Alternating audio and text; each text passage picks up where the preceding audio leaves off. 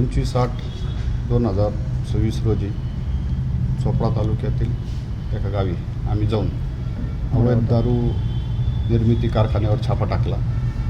सदर छापा आयुक्त राजेश देशमुख साहेब यांच्या आदेशानुसार सहआयुक्त श्री प्रसाद सुर्वे यांच्या मार्गदर्शनाखाली उपाधीक्षक रवींद्र उगले, निरीक्षक थोरात साहेब, दुसरे निरीक्षक रियाज खान साहेब यांच्या मार्गदर्शनात आम्ही इथे मोमीन साहेब निरीक्षक चोपडा यांच्यासमोर जाऊन तिथं देशी दारू कारखान्यावर अवैध निर्मिती कारखान्यावर छापा टाकला.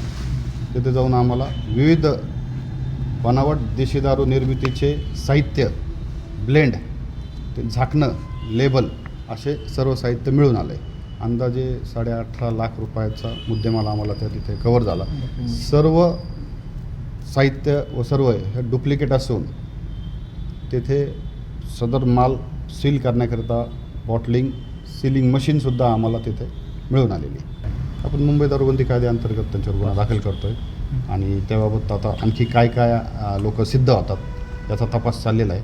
माझ्यासोबत उदय शिंदे साहेब, दुय्यम निरीक्षक, नवनाथ बोडके साहेब आणि फिर्यादी विकास गायकवाड, ढवळे, सोनवणे, परत नागरे आणि भगत आणि आरती धोंडे म्हणून आमच्या महिला जवान आहेत. एवढासा स्टाफ बरोबर आहे. आता प्रथमदर्शनी तर 2 आरोपी आम्हाला दिसून येत आहेत, पण आणखी कोण कोण याबाबत आम्ही तुम्हाला खुलासा करू. थोडंसं तपास चालेल, तपासाअंतर्गत थोडंसं आत्ता थोडंसं एक्सपोज केलं तर काय